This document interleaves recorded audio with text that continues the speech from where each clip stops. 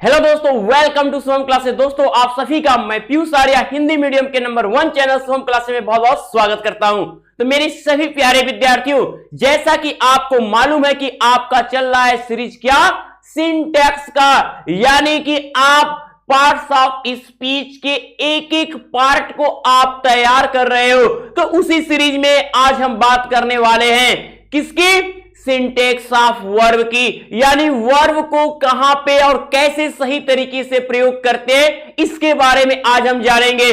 तो चाहे हो क्लास 10th या हो क्लास 12 या किसी भी क्लास के लिए सिंटेक्स होता है बहुत इंपॉर्टेंट। तो चलिए मेरे प्यारे सभी स्टूडेंट, हम आज डिस्कस करेंगे आपके वर्ब के बारे में। वर्ब की गलतियों को पकड़ना है, एकदम ध्यान से देखिएगा। देखिए टॉपिक को शुरू करते हैं हम, सिंटेक्स ऑफ अ वर्ब। एक वर्ब का सिंटेक्स क्या कहता है।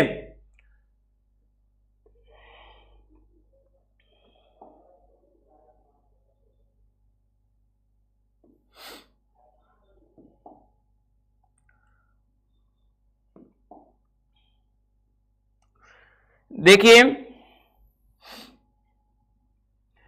आप देख रहे हो जैसा कि वर्ब के बारे में आपको पता होना चाहिए। वर्ब क्या होता है? वर्ब मीन्स एक्शन, यानी जो हम एक्शन करते हैं वही क्या है, वर्ब है। अब आपको अगर हम बताएं तो क्या अ verb is a doing word, a verb is a doing word, ठीक है। करने वाला जो शब्द है, यानी काम करने के लिए जिस शब्द का हम प्रयोग करते हैं कोई भी एक्शन क्रिएट करने के लिए, वही क्या होता है, वर्ब होता है। बहुत ही छोटी सी डिफिनीशन आपके सामने हमने रखा है, अ verb is a doing word. Verb क्या है? एक डूइंग वर्ड है। जैसे मैंने नाउन को आपको छोटे रूप में बताया था कि noun is a naming word, okay. तो ऐसे ही a verb is a doing word. अगर इसको हम और डिफाइन करना चाह रहे हैं तो हम इसको कह सकते हैं कि अ verb is a doing word.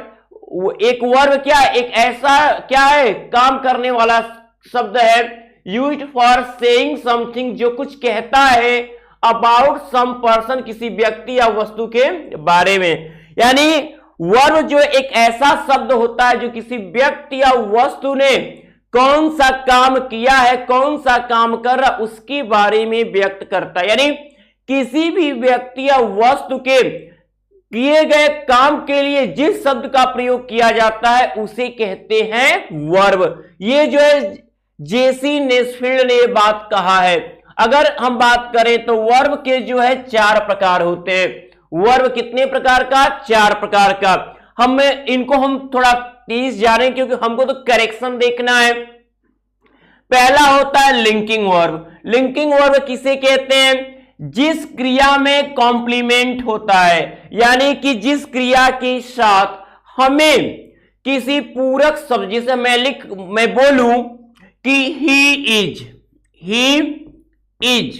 वह है, वह क्या है, ही इज। अब हम यहां लिख दिए ही इज, वह है एक थीप, एक चोर है, वह एक चोर है। अब तक इज क्या था? अब तक इज आपका अधूरा था। इज क्या था?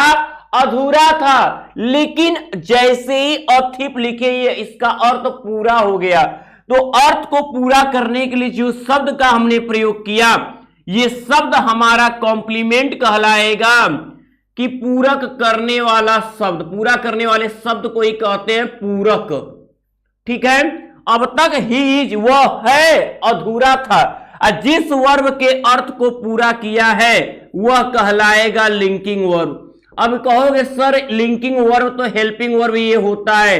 देखिए हेल्पिंग वर्ब हो चाहे मेन वर्ब हो, हर एक वर्ब लिंकिंग वर्ब तब होता है जब उसके अर्थ को पूरा करने के लिए हम क्या करते हैं, किसी अदर वर्ड को ऐड करते हैं, यानी कॉम्प्लीमेंट आता है तो वह चाहे हेल्पिंग वर्ब हो लिंकिंग बन जाएगा, मेन वर्ब हो तो भी लिंकिंग बन जाएगा। जिसे ही रीड्स, वह पढ़ता है। क्या पढ़ता है? बुक, किताब पढ़ता है। अब उस समय रीड क्या हो जाएगा? लिंकिंग हो जाएगा। अब ध्यान दीजिएगा दूसरे वर्ब के प्रकार में अगर हम बढ़े तो दूसरा वर्ब का प्रकार है हमारा एक्जिलरी वर्ब, यानी जिसको हम सहायक क्रिया के रूप में जानते हैं कि सहायक क्रिया है ये। ठीक है, ध्यान दीजिएगा, एक्जिलरी वर्ब यानी हेल्पिंग वर्ब। ठीक है, सहायक क्रिया के रूप में जिन शब्दों का प्रयोग करते हैं उन्हें हम एक्जिलरी वर्ब कहते हैं। और ये एक्जिलरी वर्ब दो प्रकार के होते हैं। ठीक है, पहला होता है हमारा प्राइमरी एक्जिलरी, प्राइमरी एक्जिलरीज। दूसरा होता है हमारा मॉडल एक्जिलरीज, को मोडल्स के नाम से जानते हैं, मोडल्स। ठीक है, प्राइमरी एक्जिलरी में आपके तीन प्रकार की सहायक क्रियाएं आती हैं, डू, डज, डिड। इसमें आपका बी वर्ब, ये डू वर्ब कहलाता है। बी वर्ब में 5 सहायक क्रियाएं इज, एम, आर, वाज, वर आती हैं। ठीक है, इसमें हैव वर्ब, तीसरा प्राइमरी एक्जिलरी होता है हैव वर्ब। इसमें 3 सहायक क्रियाएं हैज, हैव, हैड, यानी टोटल जो है 11 सहायक क्रिया, 11 प्राइमरी एक्जिलरी हुई। अब ये डू वर्ब इंडेफिनिट टेंस में, is, am, are, was, were continuous में, हैज, हैव, हैड जो है परफेक्ट टेंस में, यानी प्रेजेंट परफेक्ट, पास्ट परफेक्ट मिलाकर, फ्यूचर में नहीं। फ्यूचर में मोडाल्स का यूज, 13 मोडाल्स होते हैं हमारा। ठीक है, कौन कौन से 13 मोडाल्स होते हैं? Will, would, shall, should, will, would, shall, should, can, could, may, might, can, could, may, might. ठीक है, मे, माइट। उसके बाद हमारा कौन सी सहायक क्रिया आती है? और 8 तो हो गए। उसके बाद आता है यूज्ड टू, ऑट टू, ठीक है, मस्ट, नीड, डेयर। यानी टोटल जो हो गया आपका 11 यह, 13 यह। अगर हम देखें तो इधर क्या होता है, टोटल 24 सहायक क्रियाएं होती हैं हमारी। ठीक है, अब हम बात करेंगे ट्रांसिटिव वर्ब की। तीसरा प्रकार ट्रांसिटिव वर्ब, जिस क्रिया का ऑब्जेक्ट होता है, इसे कहते हैं हिंदी में सकर्मक क्रिया, जिसके साथ कर्म दिया हो। यानी इसको अगर पहचानना है तो आप दिए गए वर्ब के पहले क्या और किसे से प्रश्न करिए। अगर क्या और किसे, उस मेन वर्ब के पहले क्या और किसे लगाइए। अगर उसका आंसर आ जाता है, समझिएगा कि वो ट्रांसिटिव है। आंसर नहीं आता है, ऑब्जेक्ट नहीं आता है, तो इंट्रांसिटिव होता है। ठीक है, अब आते हैं हम आगे।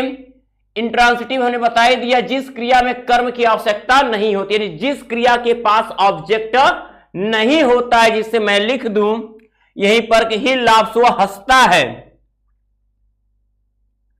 ठीक है, मैं यहां लिखूं कि ही लाफ्स, वह हंसता है। क्या हंसता है, किसे हंसता है पता नहीं, तो इस समय लाफ क्या कहलाएगा? Intransitive verb. वर्ब तो है लेकिन कैसा वर्ब है? इंट्रांसिटिव है, इंट्रांसिटिव वर्ब है। ठीक है, ये इंट्रांसिटिव वर्ब कहलाएगा। ठीक है, वो ही रीड्स, सब को क्या पढ़ता है? किताब पढ़ता है। वहां पे रीड क्या है? ट्रांसिटिव है। और मैंने कहा कि पूरा करने वाला शब्द मेन वर्ब लिंकिंग भी बन सकता है, हेल्पिंग वर्ब भी लिंकिंग बन सकता है। लेकिन ट्रांसिटिव और इंट्रांसिटिव में यह देखना है कि अगर ऑब्जेक्ट होगा उसके साथ तो वर्ब जो है ट्रांसिटिव कहलाएगा, और अगर ऑब्जेक्ट नहीं आ सकता है, आने की संभावना ही नहीं बनती है, तो वहां पे वर्ब इंट्रांसिटिव होता है। ठीक है, ये नहीं कि दिया हो चाहे ना दिया हो। वर्ब के प्रयोग अब करते कैसे, ये ध्यान दीजिएगा। बहुत जो रूल आपको सीखना है, यहीं से अब शुरू आपका। देखो, जब पहला रूल है कि जब 2 या 2 से अधिक सिंगुलर नाउन एंड से जोड़े जाते हैं, एंड से जुड़े जाते हैं, तो वर्ब हमेशा प्लूरल प्रयोग किया जाता है। अगर कोई दो सिंगुलर नाउन अगर एंड से जुड़ गए तो वो एक से अधिक हो गए, और उस सिचुएशन में उसके बाद जो वर्ब आएगा, वर्ब का मतलब अगर पहले सहायक क्रिया आ रही है तो हम सहायक क्रिया को ही प्लूरल बना देंगे, और अगर सहायक क्रिया नहीं आती है, मेन वर्ब आता है, तो हम मेन वर्ब को प्लूरल बना देंगे। और सभी मेन वर्ब ऑलरेडी प्लूरल होते हैं, ये याद रहे। उनको सिंगुलर बनाने के लिए सीआईएस जोड़ते हैं वर्ब को, और नाउन में उसका अपोजिट चलता है, तो वर्ब प्लूरल प्रयोग किया जाता है। एग्जाम्पल मैं आपको दूं, देखो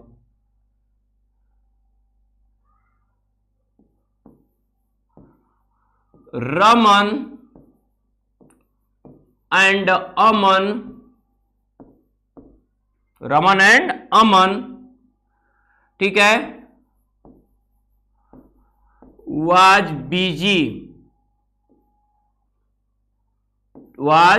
बिजी दैट टाइम। अब यहां गलती क्या है ये देखना है। अब हम क्या देख रहे हैं कि अगर आपने कहा कि दो सिंगुलर नाउन, तो रमन और अमन दो सिंगुलर नाउन एंड से जुड़ा है, तो इसके बाद जो वर्ब आ रहा है वाज, इस वाज की जगह क्या होना चाहिए, वर होना चाहिए। ये आपका सही होगा, ये आपका गलत होगा, ठीक है। तो Raman and Aman were busy that time, okay. अब अगले को हम रूल को देखें, तो अगला है हमारा कि यदि एंड से जोड़े गए, देखिएगा, यदि बार बार भाई कंप्यूटर भाई साहब ने तो बड़ी मिस्टेक कर रहे हैं। यदि एंड से जोड़े गए सिंगुलर नाउन एक ही व्यक्ति या वस्तु का बोध कराए तो वर्ब सिंगुलर होता है।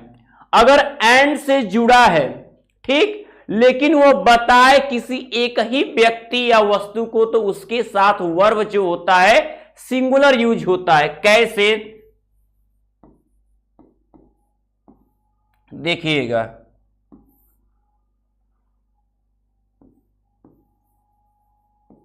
The master and manager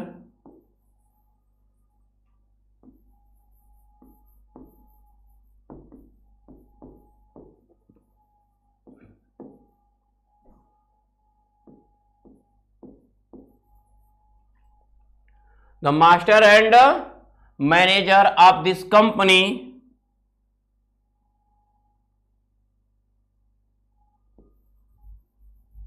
are coming here, यहां आ रहे हैं।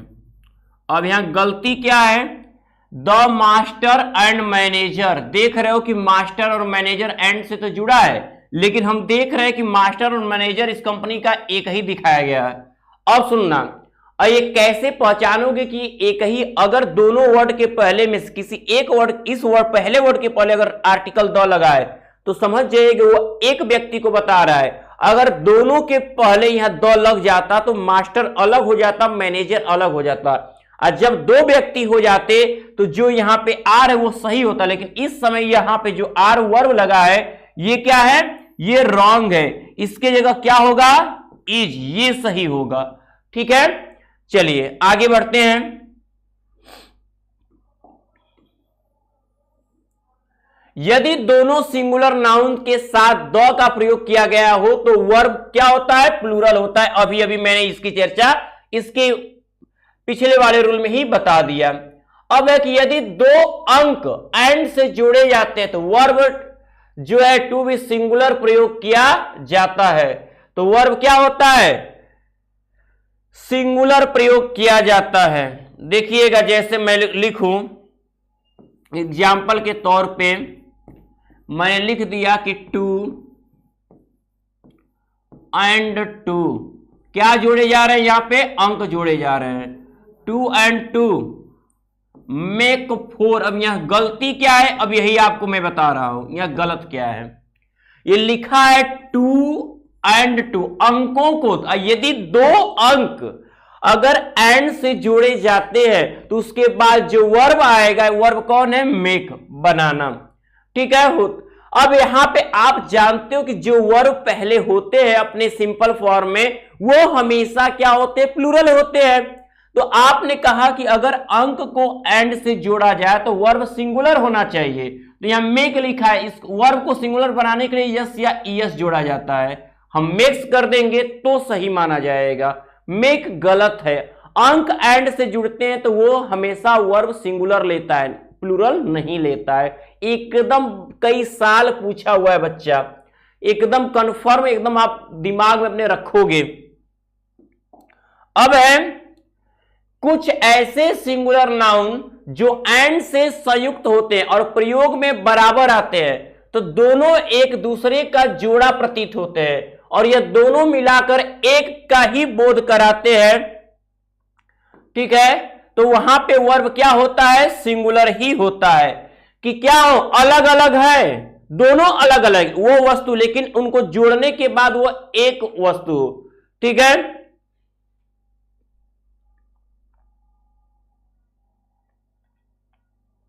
जैसे एक एग्जांपल है कि घोड़ा गाड़ी दरवाजे पर है, घोड़ा अलग होता है, गाड़ी अलग होता है, तो घोड़ा गाड़ी, ठीक है। जैसे मैं कहूं एक और एग्जांपल,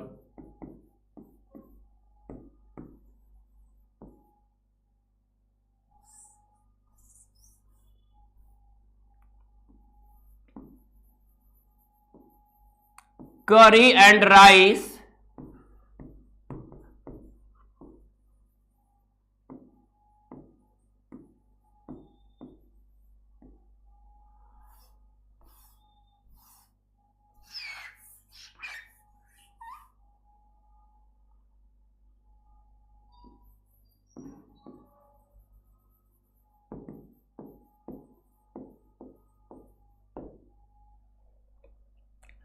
कढ़ी और rice are my favourite food, ये कढ़ी और चावल मेरा पसंदीदा भोजन है।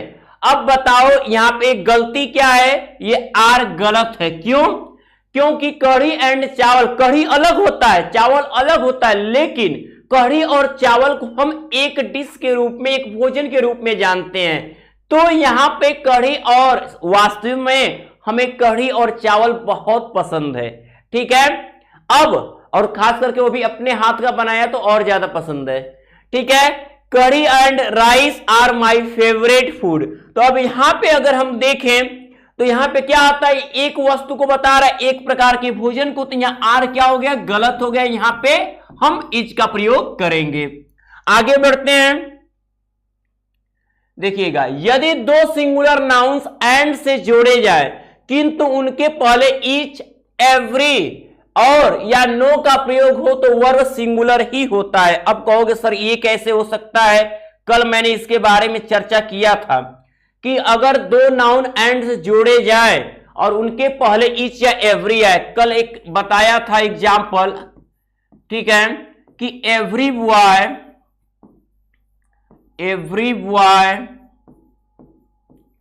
And every teacher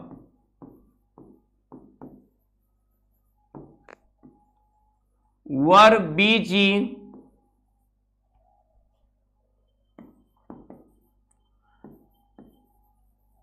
in their work. मैं यहीं पर फिर वही चीज रिपीट कर रहा हूं। अब देखिए, दो सिंगुलर नाउन बॉय और टीचर अगर एंड से जुड़े और उनके पहले इच या एवरी आए तो उसके बाद आने वाला वर्ब जो है क्या होता है, सिंगुलर होता है। यहां वर्ब की जगह क्या होगा, वाज, और उसके बाद आने वाला प्रोनाउन भी सिंगुलर होता है यहां, तो बॉय के अकॉर्डिंग यहां पे हिज हो जाएगा।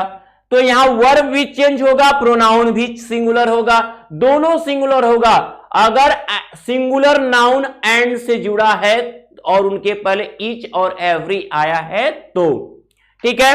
आगे बढ़ते हैं, जब दो या दो से अधिक singular subject either, or, neither, nor से जुड़ा हो तो उसके बाद जो वर्ब आता है वो सिंगुलर ही आता है। और मैं एक इसको भी यही डिस्कस कर दे रहा हूं, लिखा है कि नार से जोड़े जाए तो प्लूरल नाउन वर्ब के पास होता है और उसका वर्ब प्लूरल होता है। कहने का सेंस दोनों मिलाकर यही है कि अगर दो नाउन या दो प्रोनाउन अगर दिए जा रहे हैं, मान लीजिए दोनों सिंगुलर है और वह नाइदर, नार, आइदर, आर से जुड़े हैं, तो आपको वर्ब सिंगुलर लेना है, ठीक। लेकिन अगर दोनों नाउन या प्रोनाउन उनमें से एक सिंगुलर है और एक प्लूरल है तो आपको करना क्या है, पहले सिंगुलर वाला लिखना है और बाद में प्लूरल वाला लिखना है। और जो क्रिया आप यूज करोगे हमेशा याद रखना, वर्ब जो है हमेशा बाद वाले नाउन या प्रोनाउन के अनुसार यूज करना है। वर्ब हो चाहे वर्ब भी बाद वाले नाउन या प्रोनाउन के अनुसार, अब उसके बाद आने वाला प्रोनाउन भी लास्ट वाले नाउन के अनुसार ही यूज किया जाएगा। यानी वो डिपेंड करेगा क्या, नॉर के बाद और आर के बाद वाला, यानी सेकंड नाउन या प्रोनाउन के अनुसार आपको वर्ब यूज करना है। अगर ठीक है, एग्जाम्पल दे रहे हैं तो क्लियर हो जाएगा। देखिए मैं लिखूं ही एंड, इसे पूरा एकदम तीनों रूल इसी में शामिल कर रहे हैं। रुको, हिज ब्रदर्स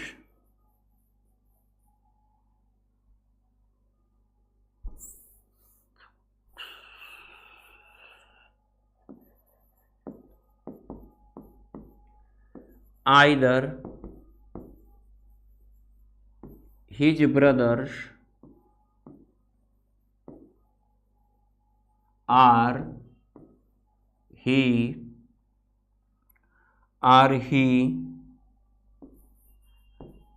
has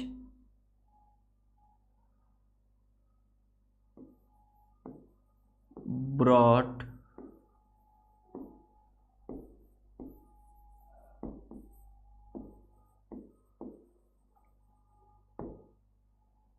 देखो, या तो उसके भाइयों ने या उसने हैज ब्रॉट दिस बुक, इस किताब को लाया है। अब गलती क्या है, ये इनकरेक्ट अगर हम लें इसको तो करेक्ट इसका क्या होगा, याद रखिएगा जब भी आपको आइदर और आर दिख जाए, नाइदर और नार दिख जाए, तो जाहिर सी बात है इनके साथ दो नाउन या दो प्रोनाउन ऐड होंगे। यहां पे आपको बस ये ध्यान देना है कि दोनों नाउन सिंगुलर है या एक सिंगुलर है या एक प्लूरल है। तो हम देख रहे हैं यहां वाला जो है ये ब्रदर्स, ये प्लूरल है और ये क्या है, सिंगुलर है। तो आपको उस सिचुएशन में जब एक सिंगुलर और एक प्लूरल हो, दोनों सिंगुलर हो तो कोई जरूरत नहीं है, जो जहां है वहां सही है। लेकिन अगर एक सिंगुलर है और एक प्लूरल है तो आपको करना क्या है कि पहले सिंगुलर वाला बाद में प्लूरल वाला लगाना है। ठीक, तो कर दीजिए, आइदर ही आर हिज ब्रदर्स, अब सुनिए, तो जब एक सिंगुलर और एक प्लूरल हो तो हम क्या करते हैं, सिंगुलर वाले को पहले, प्लूरल वाले को बाद में रखते हैं। और जब प्लूरल वाला बाद में जाता है तो उसके बाद जो वर्ब आएगा वो भी प्लूरल होगा, बहुवचन होगा। उसके बाद जो प्रोनाउन आएगा वो भी बहुवचन होगा। तो इसके बाद वर्ब है जा रहा है तो यहां क्या होगा, हैव होगा। हैव, इधर कुछ है ही नहीं, प्रोनाउन आया है, ब्रॉट दिस बुक। तो ये आपके ऊपर के दोनों रूल जो अलग अलग लिखे गए थे उनके मिला के हमने एग्जाम्पल आपको समझा दिया। दोनों सिंगुलर होंगे तो यहां है, जिसे यहां पे रहता आइदर हिज ब्रदर, खाली ब्रदर्स नहीं होता, ब्रदर आर ही, तो वो अपने स्थान पे इनको भी चेंज नहीं करते और हैज वहां पे सही होता। आई होप अब मैंने इसको क्लियर कर दिया है। मैंने कहा डाउट क्लियर होंगे तो वही होगा आपका। आगे देखिए, जब कोई सिंगुलर ऑब्जेक्ट सब्जेक्ट दूसरे नाउन के साथ with, together with, as well as, beside से जोड़े जाएं तो क्रिया पहले आए हुए शब्द के अनुसार लगती है। क्रिया क्या होती है, जो शब्द पहले, अगर पहला हुआ आया हुआ शब्द अगर बहुवचन है तो क्रिया उसके अनुसार लगेगी, अगर पहला शब्द अगर सिंगुलर है तो क्रिया उसके अनुसार लगेगी। ठीक है, देखिएगा अब अगले की बात कर लें कि टेल के साथ लाई तथा स्पीक के साथ ट्रूथ का प्रयोग करते हैं। ठीक है ना, देखिए जैसे आप कहते हो डोंट टेल, तो अब टेल के साथ कभी भी ट्रूथ नहीं, यहां लाई ही यूज करोगे, डोंट टेल अ लाई। और वहीं पर आप कहते हो कि ऑलवेज, हमेशा, क्या टेल अगर लिखा है कि ऑलवेज टेल द ट्रूथ तो गलत है, ट्रूथ के साथ टेल नहीं यूज होगा। कौन सा वर्ब यूज करना है, वर्ब की हम करेक्शन पढ़ रहे हैं, speak, always speak the truth, हमेशा सत्य बोलो, झूठा मत बोलो, क्यों कहा गया है झूठ बोलना पाप है। अब उसके बाद अब देख रहे हो लिखा कि यदि प्रिंसिपल क्लॉज की क्रिया प्रेजेंट या फ्यूचर टेंस में होती है तो सबऑर्डिनेट क्लॉज की क्रिया किसी भी टेंस में हो सकती है। यानी अगर पहला वाला क्लॉज प्रेजेंट या फ्यूचर में तो अगला क्लॉज किसी टेंस में हो सकता है, लेकिन अगर प्रिंसिपल क्लॉज पास्ट में होगा तो दूसरा सेंटेंस भी पास्ट में होता है। जैसे में